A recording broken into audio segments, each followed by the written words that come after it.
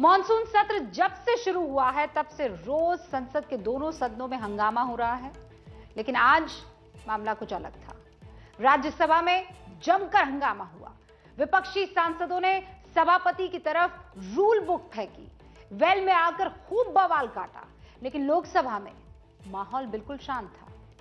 ऐसा इसलिए हुआ क्योंकि लोकसभा में ओबीसी आरक्षण से जुड़े संशोधन बिल पर चर्चा होनी थी, और चूंकि आने वाले वक्त में कई राज्यों में चुनाव होने वाले हैं, इसीलिए कोई भी दल ओबीसी समुदाय को नाराज नहीं करना चाहता था। लोकसभा में ओबीसी बिल पास हो गया, जिसके समर्थक जितने थे वो आपको पढ़ के सुना दूं, 385, यानी समर्थन में 385 वोट पड़े, जबकि विरोध में एक भी नहीं। इसका मतलब यह हुआ कि अब राज्य सरकारें अपने अपने मुताबिक अपने राज्य में ओबीसी लिस्ट तैयार कर सकती है। लेकिन सवाल सिर्फ बिल पास होने का नहीं है, सवाल यह है कि हम ये समझना चाहते हैं और हमें यह समझना चाहिए कि जब मामला वोट बैंक का हो तो कैसे वही दल मुंह पर उंगली रखकर बैठ जाते हैं जो रोज हंगामा करते हैं। आज की हमारी कवर स्टोरी इसी सियासत को सामने रखती है, जो सहूलियत के हिसाब से वक्त वक्त पर बदल जाती है। पार्लियामेंट हमारे लिए हवा महल नहीं है कि हम यहाँ हवा खाने आते हैं। जनता के हक और अधिकार की यदि बात की गई होती तो आज जनता अपना हक और अधिकार पाने के लिए आपको सत्ता से बाहर नहीं करती। आपके बहुमत है, आप किसी को परवाह नहीं करते हैं, आपको छप्पन छाती है। बहुमत की बाहुबली से अब सदन में जो चाहे मनमानी कर सकते हैं, लेकिन जनता की बोली के सामने आप झुक जाते।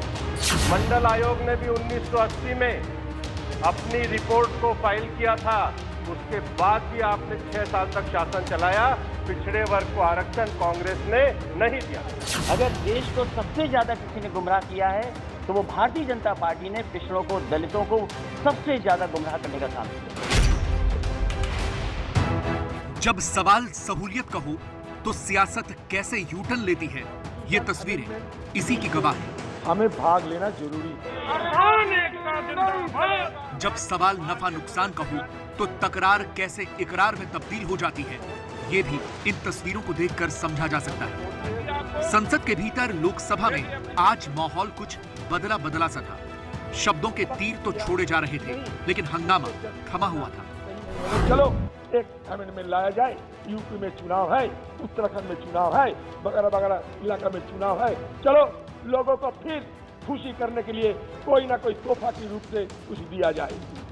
तो यही तो बात है ना, हम जानते हैं।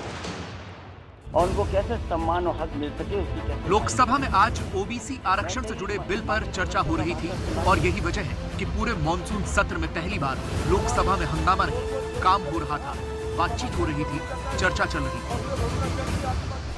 ओबीसी यानी अन्य पिछड़ा वर्ग एक ऐसा वोट बैंक है जिस पर तमाम राजनीतिक दलों की नजर रहती है, और इसी वजह से आज जब लोकसभा में ओबीसी आरक्षण को लेकर संविधान संशोधन बिल पेश किया गया तो विपक्ष भी इस मुद्दे पर एक साथ नजर आया। वो विपक्ष जो पिगासस कथित जासूसी कांड और उसके साथ ही किसानों के मुद्दे पर लगातार पिछले 3 हफ्तों से हंगामा कर रहा था, लेकिन क्योंकि मामला ओबीसी आरक्षण से जुड़ा हुआ था, लिहाजा सभी लोग साथ नजर आए और कोशिश यही थी कि इसके जरिए ओबीसी समुदाय को लुभाया जा सके। आपने पूरे मॉनसून सत्र में देखा कि हर रोज विपक्ष ने जासूसी, किसान और महंगाई के मुद्दे पर सदन में जमकर बवाल किया। पिछले दिनों कई जरूरी कानून बनाने पर चर्चा होती रही, लेकिन विपक्ष शांत नहीं हुआ। आज भी ओबीसी बिल पर चर्चा से पहले लोकसभा में हंगामा हुआ, लेकिन जैसे ही इस बिल पर चर्चा हुई, विपक्षी दल के सांसद शांत हो गए। हर दिन हमारे खिलाफ ये कहे जाते हैं कि सदन को हम चलाने नहीं देते, गतिरोध करते, बहुत सारे शिकायतें हमारे खिलाफ लगाए जाते हैं। सर देखिए, बात बड़ी सीधा है।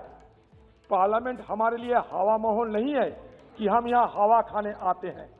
सदन हमारे लिए आम लोगों की जो कठिनाइयां हैं, आम लोगों की जो परेशानियां हैं, आम लोगों की जो तकलीफ उठाते हैं, ये सारे विषय को मद्देनजर सदन में आकर हम सरकार को ध्यान आकर्षण करना चाहते हैं, यही हमारा फर्ज होते हैं।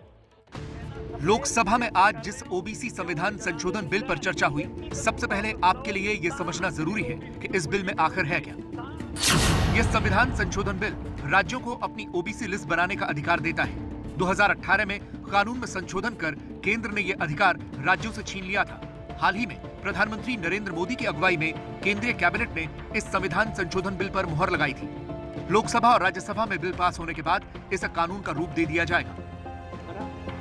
यानी अब देश के सभी राज्य ये तय कर सकेंगे कि उनके यहाँ कौन सी जातियां ओबीसी होंगी। लेकिन जैसे ही केंद्रीय सामाजिक न्याय एवं अधिकारिता मंत्री वीरेंद्र कुमार ने बिल पर चर्चा की शुरुआत की, उनके तुरंत बाद कांग्रेस ने सरकार पर सवाल दाग दिए। आज ये संविधान संशोधन करने की है, ये नौबत क्यों आई? ये ओबीसी की कमीशन आज से नहीं, बहुत पुरानी है। आपने इनको कॉन्स्टिट्यूशनल दर्जा दिया है, मानते हैं, लेकिन साथ साथ क्या किया? सारे हिंदुस्तान की जितने प्रदेशों हैं, ये प्रदेशों की ओबीसी चयन करने की जो अधिकार, वो अधिकार का आपने हनन कर लिया। आपको क्या है?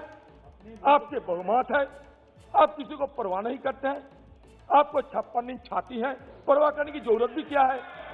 आप किसी को नहीं परवाह करते। प्रदेश जब आंदोलन करने लगे कि हमारे अधिकारियों को, हमारे जो अधिकार है, ये अधिकार को छीना ना जाए, तो आपको रास्ता पे आने में मजबूर कर दिया। आप इससे सबक सीख लिया कि नहीं, इतने जस्ती करना सही नहीं होगा, चलो एक अमेंडमेंट लाया जाए।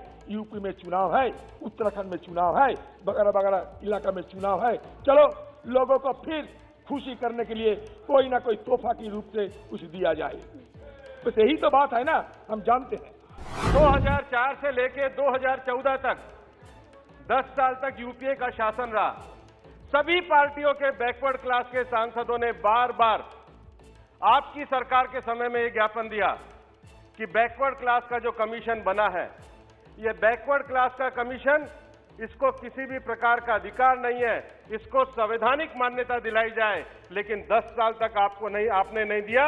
इसको करने का काम किया तो हमारे प्रधानमंत्री नरेंद्र भाई मोदी के नेतृत्व में किया। जहां कांग्रेस बार बार 2018 के संशोधन को लेकर सरकार को घेरने की कोशिश में थी और ये कहना चाहती थी कि पहले सरकार ने राज्यों से ओबीसी जातियां चुनने का अधिकार छीना था, अब कई राज्यों में चुनाव है, इसलिए संशोधन करके उसे वापस दे रही है। लेकिन जेडीयू ने कांग्रेस पर निशाना साधा।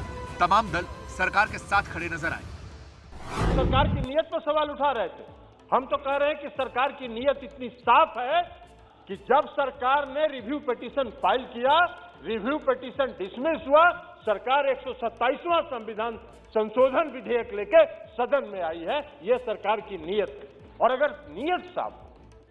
नीयत साफ हो तो सुधार की लगातार संभावनाएं रहती है। जनता के हक और अधिकार की यदि बात की गई होती तो आज जनता अपना हक और अधिकार पाने के लिए आपको सत्ता से बाहर नहीं करती। इसके लिए बहुत बड़ा दुर्भाग्य है कि यूपीए की सरकार के दौरान ये मांग उठती रही, लेकिन ये सरकार बहरों की तरह व्यवहार करती रही और जो साहस यूपीए की सरकार नहीं कर पाई वो मोदी जी की सरकार ने करके दिखाया। जिस तरीके से ओबीसी समाज के लोगों को आरक्षण नहीं मिल रहा था, परंतु आज केंद्र सरकार द्वारा ऐतिहासिक निर्णय लिया गया और उसकी जितनी प्रशंसा की जाए उतनी ही कम है।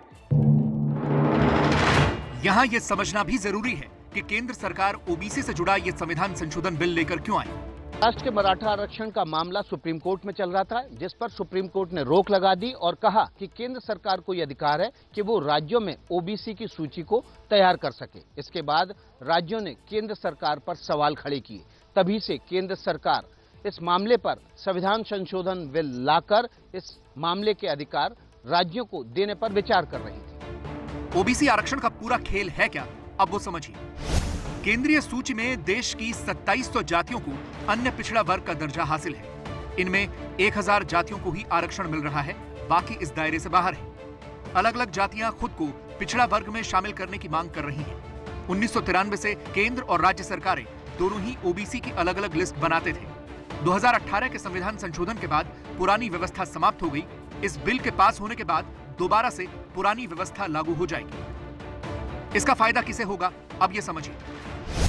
महाराष्ट्र में मराठा समुदाय, हरियाणा में जाट समुदाय, राजस्थान में गुर्जर समुदाय, गुजरात में पटेल समुदाय, कर्नाटक में लिंगायत समुदाय, ये जातियां लंबे समय से आरक्षण की मांग कर रही हैं। हालांकि supreme court Indira Sahni case का हवाला देकर इन पर रोक लगाता रहा है।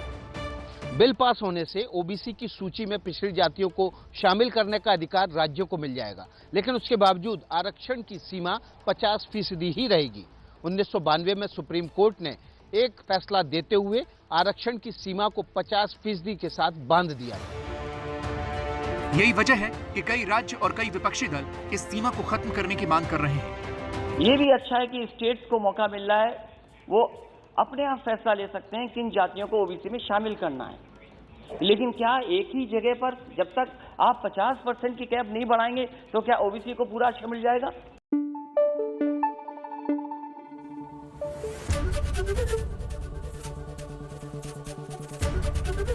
एबीपी न्यूज आपको रखे आगे।